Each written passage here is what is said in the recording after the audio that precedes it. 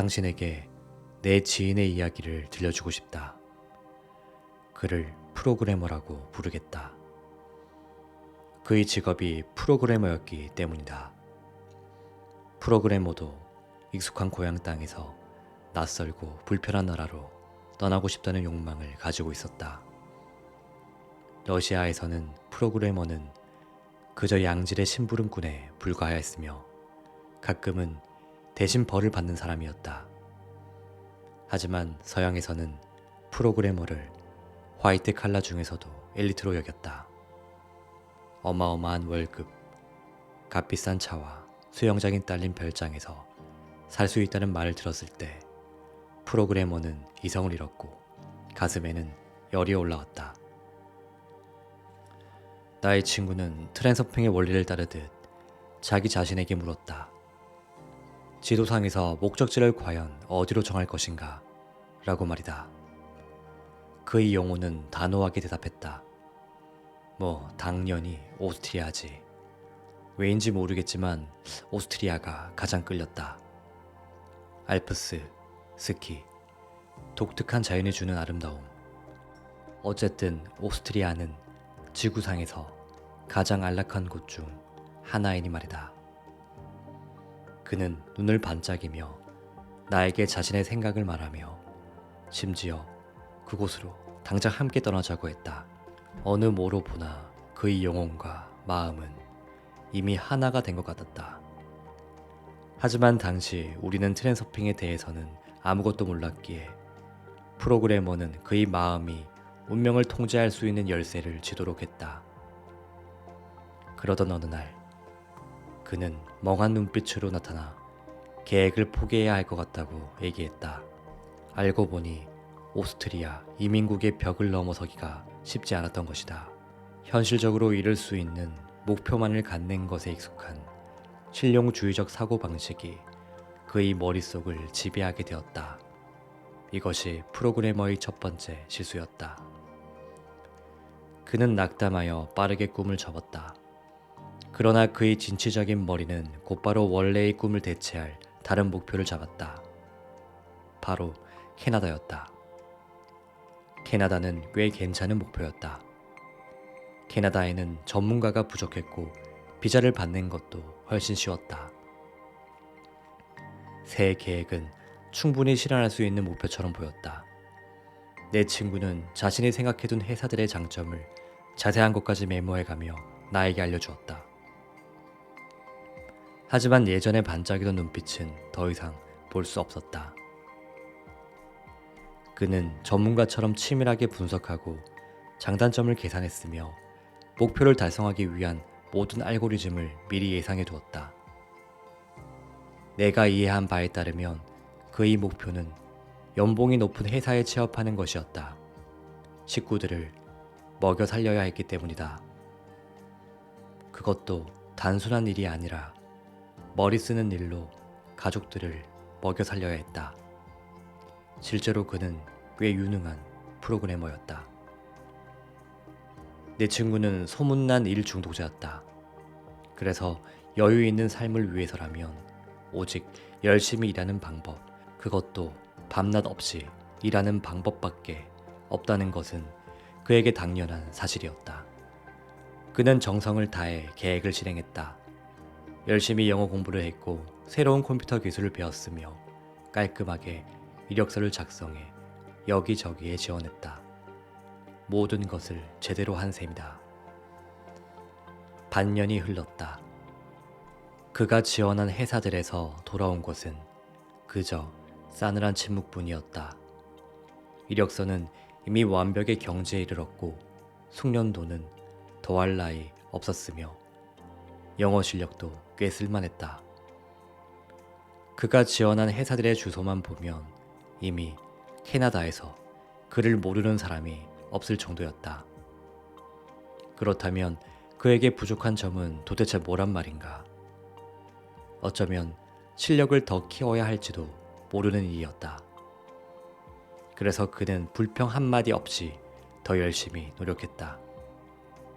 하지만 마음 한구석에는 이미 무슨 일이 생기더라도 자신의 목표를 이루고 말겠다는 간절한 욕망과 두려움이 굳게 자리 잡고 있었다. 그가 남들보다 못한 것이 있기라도 한다는 말인가? 실제로 캐나다에 심각한 인력난이 있기는 했다. 하지만 동시에 캐나다의 고용주들이 외국인 지원자에게 연락하기를 매우 주저하는 것도 사실이었다. 프로그래머의 마음이 또다시 틀린 논리를 내세운 셈이었다. 상황이 이렇게 되자 친구의 마음은 캐나다에만 목맬 필요가 없다고 현명한 판단을 내렸다. 미국 시장을 뚫어볼 수도 있지 않은가. 그가 알아본 바에 의하면 미국에서는 컴퓨터 분야에서 일하는 러시아 사람들을 아주 높게 쳐준다고 했다. 그렇게 원래 목표는 우선순위에서 밀려났고 미국으로 진출하기 위한 새로운 작전이 시작되었다. 프로그래머는 이미 이 일에서 전문가가 되어 있었다.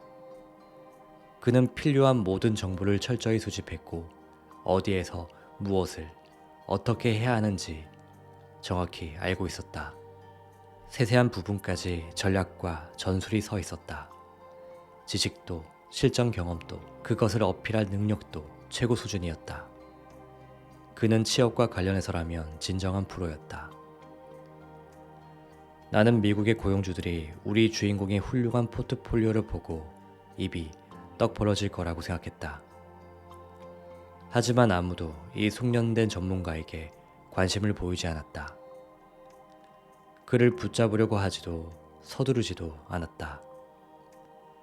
프로그래머의 마음은 상황이 이상하게 돌아가는 것에 대한 이유를 미친 듯이 찾기 시작했다. 모든 것을 나무랄 데 없이 완벽하게 해냈는데 왜 아무 결과가 없단 말인가? 인재를 잡으려는 사람들은 다 어디로 사라졌단 말인가? 미국에서 화려한 경력을 쌓았다는 수백만, 아니 수천만 명의 컴퓨터 전문가들에 대한 신화는 다 거짓이라도 된다는 말인가? 그는 이번에도 이유를 찾았다. 알고 보니 첨단 기술이 아주 빠르게 발전하여 현재 노동시장에는 우리 프로그래머의 전문 분야가 아닌 다른 분야에 대한 수요가 높아진 것이었다. 그의 전공에 대한 수요가 없는 것은 아니었지만 타고난 열정을 지닌 그는 새로운 기술을 배우기로 결심했다. 최고가 되어야만 했다. 그 어떤 대가를 치러서도 말이다. 하지만 그의 노력은 헛되이 무너지고 말았다. 미국의 구직난이 개선될 기미가 보이지 않았던 것이다. 그렇게 또 1년이 흘렀다. 내 친구는 때때로 나를 찾아와 자신의 고난에 대해 이야기하곤 했다. 그가 황홀한 표정을 지으며 오스트리아에 대해 말할 때 뿜어져 나오던 내면의 빛은 어디로 사라져버린 것일까? 그는 더 이상 생기와 열정이 넘치는 전문가가 아니라 우승을 기다리며 매일 기계적으로 우편함을 확인하는 근심에 휩싸인 채 지쳐버린 선수였다. 이런 상황을 겪어보지 않은 사람은 필사적인 발버둥과 희망 사이의 경계에서 균형을 잡는 것이 얼마나 어려운지 이해하지 못할 것이다. 그러던 그에게 어느 날 업무 제안이 들어왔다. 그것도 한 곳이 아닌 세 곳에서나. 성공이란 얼마나 짓궂고 잔인한 장난이란 말인가. 프로그래머가 이미 희망을 버리고 자신의 계획에 작별 인사를 고하려고 하던 참에 일어난 일이었다. 면접은 모스크바에서 진행되었다. 그는 부푼 마음을 안고 즉시 모스크바로 향했다. 첫 번째 면접은 어느 근사한 카페에서 진행되었다. 카페 직원들은 프로그래머를 친절하게 맞이했고 면접은 놀라울 정도로 쉽고 성공적이었다. 상냥한 미국인 여성이 그에게 커피와 케이크를 대접했다. 그녀가 아무렇지 않게 커피 값을 지불했을 때 부끄러움과 놀라움으로 그 자리를 급하게 떼고 싶었지만 말이다. 그는 커피 값이 그렇게 비쌀 줄은 상상도 못했던 것이다. 하지만 이제는 새로운 인생에 적응할 시간이다. 머지않아 그 자신도 많은 것을 누릴 수 있을 테니 말이다. 두 번째 회사와의 면접은 첫 번째 면접과 완전히 정반대였다. 콧대 높은 스위스인이 도대체 이 초라한 촌뜨기가 뭐라고 하는지 모르겠다는 표정을 아주 오랫동안 지으며 면접이 진행되는 호텔로 프로그래머를 들여보내지 않았던 것이다. 면접에서는 그다지 친절하지 않은 미국인 2명이 프로그래머를 심사했는데 아마도 그가 스트레스에 얼마나 강한지 확인하려는 것 같았다. 그 다음 단계로 그는 제법 어려운 컴퓨터 실무 평가를 거쳤다. 결과는 아직 나오지 않았지만 그는 면접관들의 만족스러운 표정을 보고 이 면접도 성공적이라고 생각했다. 승리감에 취한 나머지 프로그래머는 세 번째 회사인 핀란드 기업의 면접에는 참석조차 하지 않았다. 핀란드라니. 그가 가야 할 곳은 바로 미국인데 말이다. 집으로 돌아온 그는 모든 사람들이 예의상 하듯 면접을 볼 기회를 준 것에 대해 감사하는 편지를 보냈다. 그리고 두 회사 모두에게서 답변을 받았다. 합격이다. 됐다. 프로그래머는 그동안 받아온 고통에 대한 응당받아야 할 보상을 받았다. 바로 이것이 노력과 끈기가 주는 선물이 아닌가. 이제 모든 것이 끝이다. 이제 두 회사 중 한 곳을 고르는 일만 남았다. 면접관과 카페에서 기분 좋게 대화를 나눴던 첫 번째 회사는 애리조나에 있고 두 번째 회사는 캘리포니아에 있었다. 운명이 이렇게 역전되었다. 이제 그가 선택할 차례다. 어떻게 할까? 모르는 것이 없는 프로그래머의 마음은 이번에도 나서려고 했다. 선인장 투성이인 애리조나의 사막에서 그가 놓친 것은 무엇일까? 캘리포니아에서 일하는 것이 훨씬 더 바쁠 것은 안 봐도 뻔한 일이었다. 그 회사에 면접을 보러 가는 길부터 힘든 여정이지 않았는가. 하지만 우리의 일 중독자는 쉬운 일을 가지 않는다. 그는 두 번째 회사를 선택했다. 그는 태어나서 단 한 번도 해보지 않은 역할을 맡아야 했다. 애리조나에 있는 친절한 회사가 제안한 일자리를 정중하게 거절하는 일이었다.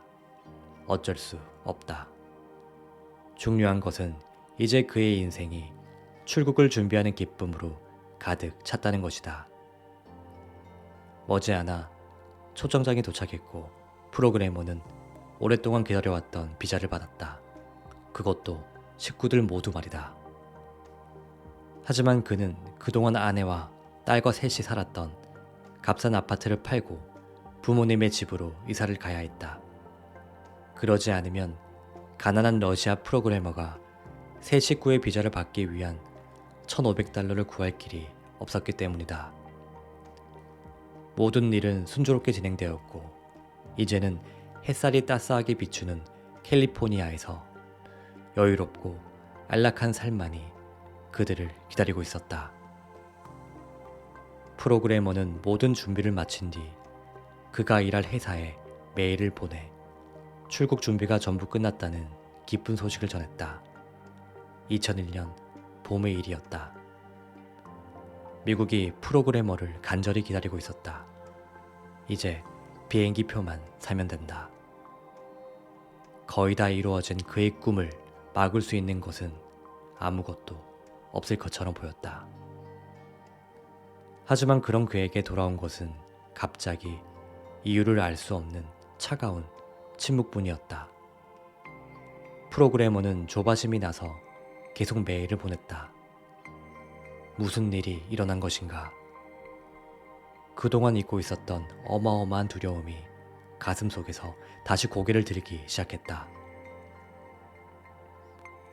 그는 이 모든 혼란 속에서도 안간힘을 다해 물밀듯이 밀려오는 바다 건너의 소식들을 외면하려고 했다. 그러다 미국의 경제 상황에 대한 전문가들의 분석 기사를 읽게 되자 그의 눈앞에 아주 심각한 그림이 그려졌다. 하이테크 분야에서 전례 없는 위기가 터져 그 여파가 급속도로 퍼져나간 것이다. 수십만 명의 전문가들이 줄줄이 일자리를 잃었다. 컴퓨터와 텔레커뮤니케이션 관련 업계는 막대한 손해를 입었다. 알고 보니 프로그래머를 고용했던 회사 역시 파산한 기업들 가운데 하나였던 것이다. 그는 이런 상황을 전혀 예상하지 못했다. 이제 미국의 고용주들은 외국인은 물론 자국의 취업 준비생들에게도 싸늘한 반응을 보였다. 그의 비자 역시 구체적인 한 회사에서 일할 것을 조건으로 발급된 것이기 때문에 이제는 더 이상 효력도 없어졌다. 그의 아파트도 마찬가지로 날아가 버린 것이다. 끝이다. 완전한 실패였다. 운명이 참 얄궂게도 애리조나의 회사는 위기를 겨우 버티고 정상적으로 운영되고 있다는 소식이 들려왔다. 그 소식을 들었을 때 그의 충격은 더 커졌다. 프로그래머는 다시 미국으로 가기 위해 처절하게 몸부림치기 시작했다. 하지만 그 회사에서는 당연히 그에게 답을 보내지 않았다. 나의 친구는 실패로 완전히 절망에 빠졌지만 당신이 예상했을 법한 결말과는 달리 자신의 손으로 삶을 끝내지는 않았다. 그는 해외뿐 아니라 이곳 러시아에서도 조건이 좋은 일자리를 찾기 위해 그가 가지고 있는 열정을 다해 노력했다. 그는 노력만 하면 안 되는 것은 없다고 생각했다. 실제로 운명이 그를 가엾게 여기기라도 한 듯 머지않아 그는 가족들과 살고 있던 도시 인근의 작은 마을에 있는 합작회사로부터 꽤 괜찮은 제의를 받았다. 그 회사는 프로그래머에게 높은 연봉을 제안했지만 프로그래머는 그런 인지도 낮은 기업에서 경력을 이어가고 싶지 않았다. 그의 야망은 그보다 훨씬 높았기 때문이다. 캘리포니아도 점령할 수 있었던 그인데 말이다. 거절하는 것이 좋겠다. 이 정도에 만족할 그가 아니었다. 실제로 프로그래머는 이미 어느 회사에서나 탐낼 법한 훌륭한 인재가 되어 있었다.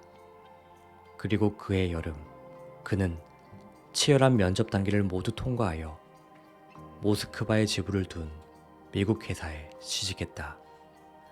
모스크바의 물가를 감안해도 연봉은 적당했고 집과 다른 필요한 것들을 마련하고도 남을 정도였다. 자, 이제 됐군. 모든 게 다 잘 될 거야. 라고 그는 생각했다. 회사도 안정적이었고 위기도 지나갔고 수입도 늘어나고 있으니 말이다. 프로그래머는 모스크바로 떠나 화려하고 성공적인 커리어가 보장된 일을 시작했다. 시간이 지나면 미국으로 파견될 가능성이 아주 컸다. 어쩌면 그 편이 나을지도 모르는 일이었다. 첫 시도에는 실패했어도 운명이 그를 최악의 가능대에서 벗어나도록 지켜준 것이었을지도 모르지 않은가. 하지만 기뻐하기엔 아직 일렀다. 9월 10일이 된 것이다.